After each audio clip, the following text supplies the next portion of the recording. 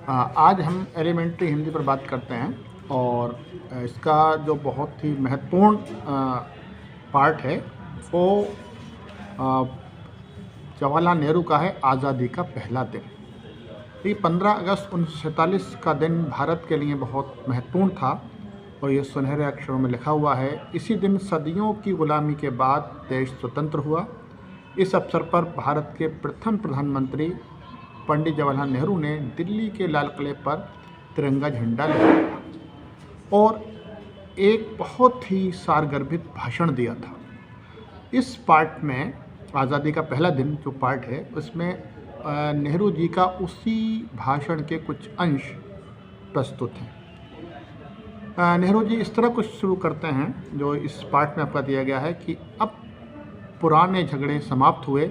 हमें ये समझना है कि जो हिंदुस्तान में रहता है, इस झंडे के आगे सिर झुकाता है, वो भारत का है और उसके हिस्से बराबर हैं। यानी कि भारत में रहने वाले सभी नागरिकों के जो हैं अधिकार बराबर हैं, उसमें कोई भेदभाव नहीं है। ये नेहरू जी ने पहला भाषण दिया था 15 अगस्त पर लाल किले की प्राचीर से, और वो उनका पहला भाषण ऐसा अमर रहा कि उसके बाद से हर वर्ष भारत के प्रधानमंत्री उसी प्राचीर से लाल किले के ऊपर से तिरंगा झंडा फहराते हैं और भाषण देते हैं। और भाषण भारत के इतिहास में ऐसा स्वर्णिम अक्षरों पर लिखा गया था कि हर साल आज तक चला आ रहा है। भारत के प्रधानमंत्री भाषण देते हैं। आगे कहते हैं नेहरू जी कि आज हिंदुस्तान में हम जो कुछ देख रहे हैं वो अगर किसी का काम है तो वो महात्मा गांधी का किया हुआ काम है। यानी कि उन्होंने महात्मा गांधी को यहाँ विशेष महत्व दिया, क्योंकि उस समय जब भारत स्वतंत्र हुआ था तो महात्मा गांधी थोड़े से नाराज़ थे, क्योंकि वो नहीं चाहते थे कि देश बंटवारा हो, और वो ये भी नहीं चाहते थे कि देश में धार्मिक उन्माद पैदा हो। वो चाहते थे कि जिस तरह हमने हिंदू मुस्लिम सिख ईसाई ने देश को मिलजुल कर लड़ाई लड़ी है, ख़ास करके दो बड़े धर्मों ने, वो आपस में प्रेम और सौहार्द से रहें और उनके साथ कोई भेदभाव ना हो। और जब उन्हें थोड़ा सा ये महसूस हुआ तो गांधी जी भी स्वतंत्रता के जो इस जश्न में शामिल न होकर गरीब दलितों की बस्ती में चले गए थे उपवास रखने। तो ये बात उनकी अहमियत को देखते हुए, उनके महत्व को देखते हुए नेहरू जी कहते हैं कि ये सब महात्मा गांधी का काम है, जो इन्होंने इतना बड़ा हमारे देश के लिए महान काम किया।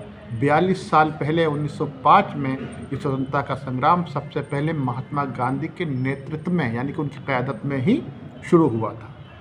ये खुशी की बात है, यानी कि प्रसन्नता की बात है कि इतना ज़बरदस्त काम समझौता और सहयोग से हुआ, यानी कि सबके सहयोग से हुआ, और इसमें हम सब लोग मिलजुल कर साथ दिया। महात्मा गांधी ने हमें यह भी सिखाया कि शत्रु हैं उनसे भी हमें मित्रता करनी चाहिए, उनसे हमें मनमुटाव ज़्यादा दिन तक नहीं रखना चाहिए। आज हम स्वतंत्र हुए हैं, परंतु ये तो हमारी पहली मंजिल है कि हम स्वतंत्र हो गए। आगे लड़ाई बाकी है, यानी कि आगे हमें देश को और आगे बढ़ाना है। आज करोड़ों लोगों की निगाहें आपकी तरफ हैं, यानी कि देशवासियों पर हैं। अब नारों और जुलूसों से काम नहीं चलेगा। कोई निर्धन न रहे इस देश में, कोई भूखा न रहे, कोई दुखी न रहे, सबको कपड़ा मिले, सबको चीज़ें मिलें। ये हमारी दूसरी मंजिल होगी, यानी कि देश में भेदभाव समाप्त होकर सबका विकास हो, सब में खुशहाली आए। ये नेहरू जी का सपना था, जो उन्होंने पहले आज़ादी के पहले दिन ये व्यक्त किया था, कहा था। इसके लिए हमें अब काम करना है। हम इस देश को एक महान और एक गौरवशाली देश बनाना चाहते हैं। किसी देश की साधारण जनता दुखी रहे, कष्ट में रहे, तो वो देश कभी बड़ा नहीं हो सकता। यानी कि उनका कहना था कि जिस देश में लोग, गरीब लोग दुखी रहें, परेशान रहें, वो देश कभी भी आगे नहीं बढ़ सकता।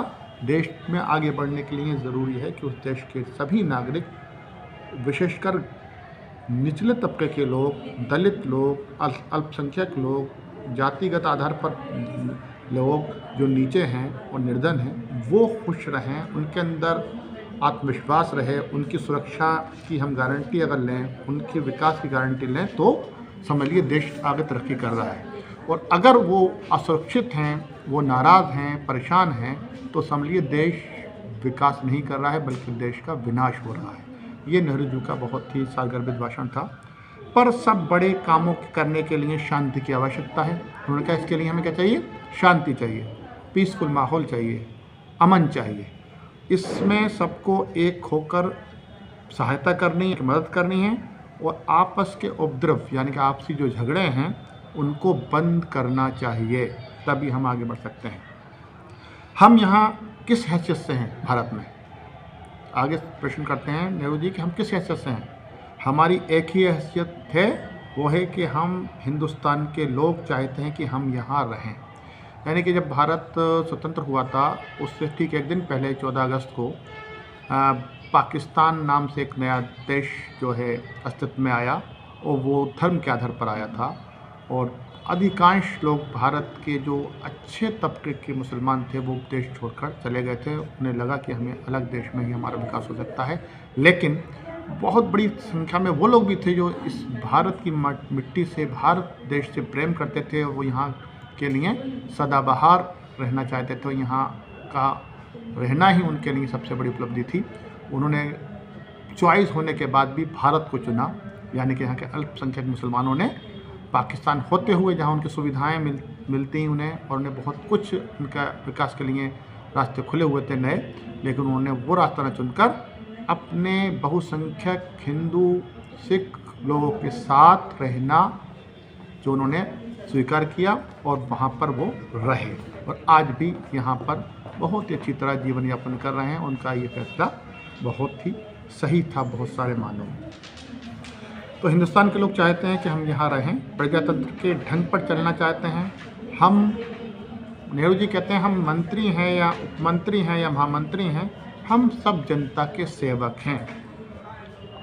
उपाधियाँ मुझे पसंद नहीं, यानी कि आप मुझे कोई उपाधि देना चाहें, कोई बड़े तकमा देना चाहें तो वो मेरे लिए नहीं। फिर भी अगर आप कोई उपाधि देना चाहते हैं मुझे तो क्या तुम मुझे जनता का प्रथम सेवक कह सकते हैं।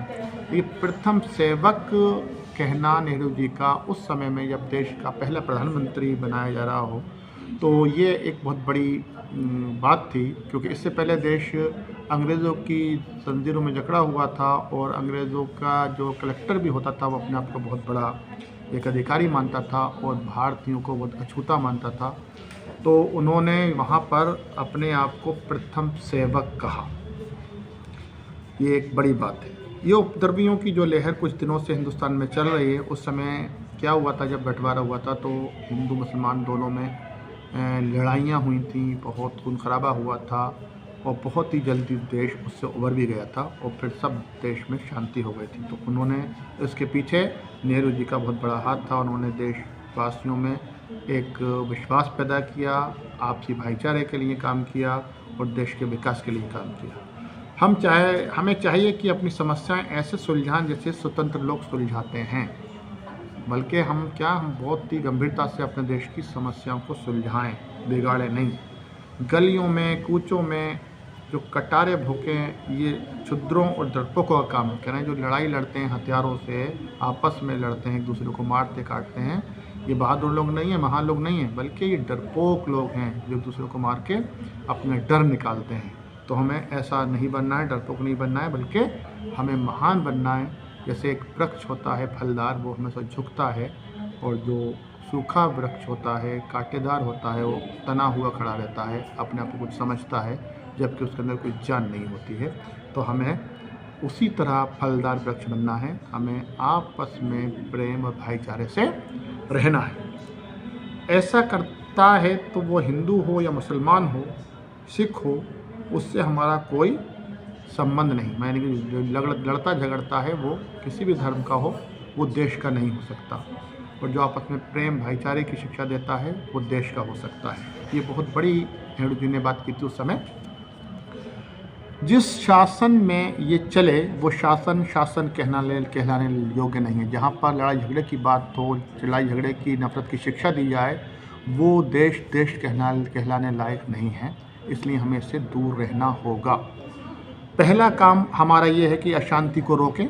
जहाँ पर अशांति फैली हुई है, लड़ाइयाँ हो रही हैं, झगड़े हो रहे हैं, वहाँ को हम उसको रोकें मित्र हो या शत्रु, दोनों के साथ हमें एक सा बर्ताव करना है। कोई अगर आपका दुश्मन भी है तो उसके साथ आप इंसाफ की बात करें तो आपका दुश्मन भी आपका दोस्त बन जाएगा। कोई भी प्रबंध गड़बड़ हो जाएगा यदि आप प्रसन्नता से उसमें सहायता ना करें।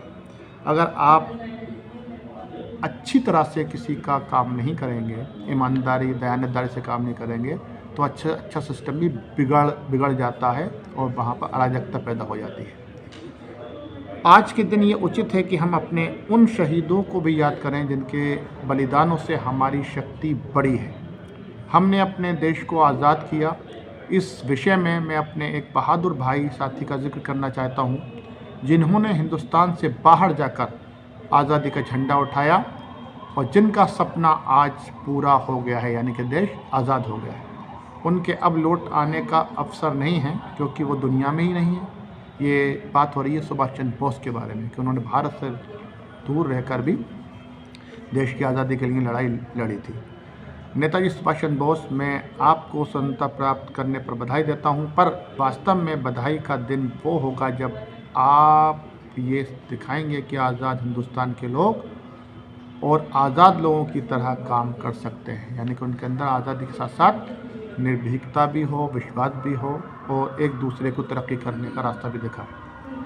आगे नेहरू जी कहते हैं कि पाकिस्तान एक अलग मुल्क बन गया है, किंतु वहाँ की जनता का मत हमने लिया था।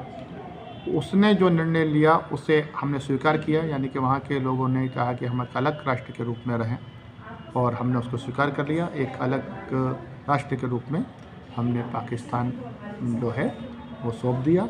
हमारे दिल और दिमाग में जो दीवारें खड़ी हो गई थीं वो अब गिर गई हैं, यानी कि नफरत और लड़ाई झगड़ा, आपसी मनमुटाव दूर हो गया है।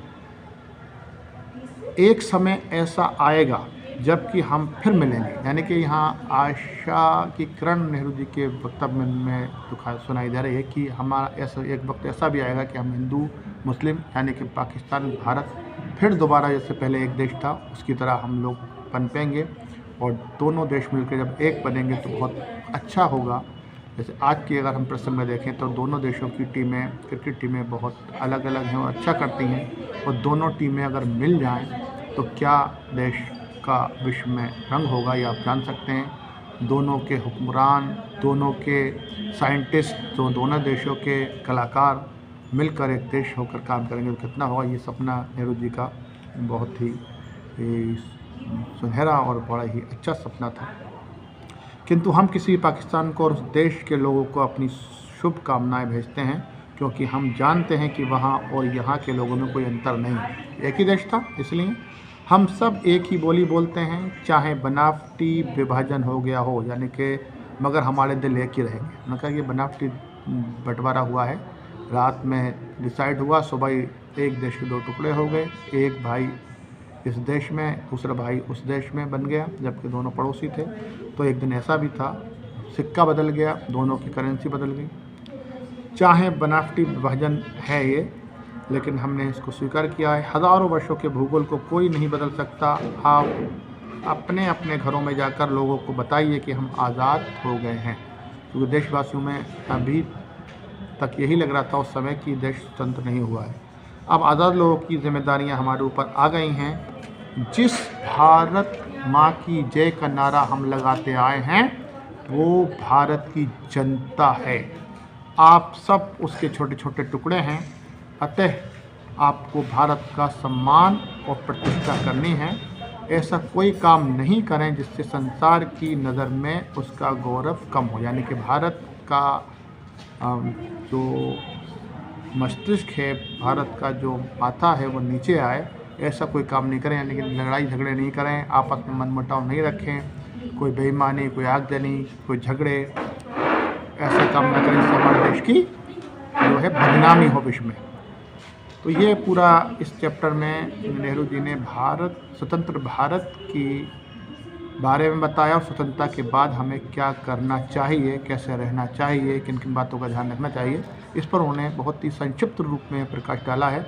और इसकी शाखाएं दूर दूर तक फैली हुई थीं। उस समय के जो लोग थे उनके अंदर एक अविश्वास की भावना थी, उसको भी इन्होंने टच किया और देश को स्वतंत्र कराने में किन किन लोगों का महत्वपूर्ण भूमिका रही। इसमें इन्होंने 2 नाम लिए, एक पंडित जवाहरलाल नेहरू ने एक नाम लिया महात्मा गांधी का, दूसरा सुभाष चंद्र बोस का।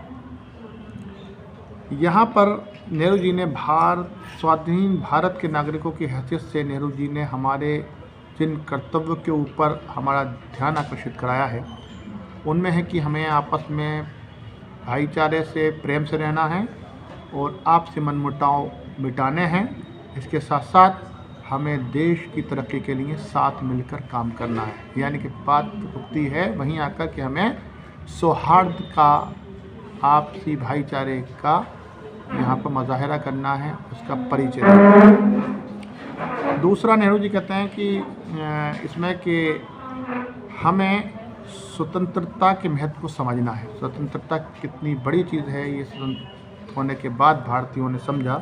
जब अपना देश, अपना संविधान, अपने नागरिक वही अधिकारी, वही शासक बने, तो लोगों को इस बात का एहसास हुआ, आज़ादी का महत्व का पता चला। इसमें देखिए कुछ चंद शब्द आए हैं, जिसको आपको उनके अर्थ लिखने होते हैं। उर्दू के शब्द आते हैं, उसका हिंदी में लिखना होता है अर्थ, और हिंदी के शब्द होते हैं, उनका उर्दू में लिखना होता है। तो कुछ मैं शब्द बता रहा हूँ आपको, उनको आप लिख लीजिए। पहला है स्वतंत्रता, इसका आपके अर्थ भी लिखना है, वाक्य में प्रयोग करना है। स्वतंत्रता कहते हैं आज़ादी को, यानी कि हमारा देश 15 अगस्त 1947 को आज़ाद हुआ, हम स्वतंत्र हुआ। तो यहाँ हमारा देश 15 अगस्त 1947 को स्वतंत्र हुआ। स्वतंत्रता के नीचे आप अंडरलाइन कर लीजिए। दूसरा है सहयोग। सहयोग कहते हैं किसी की मदद करना, कंट्रीब्यूट करना, किसी का सहयोग करना, हेल्प करना। तो हमें एक दूसरे का सहयोग करना चाहिए, तो इस तरह बना सकते हैं। तीसरा शब्द है विभाजन।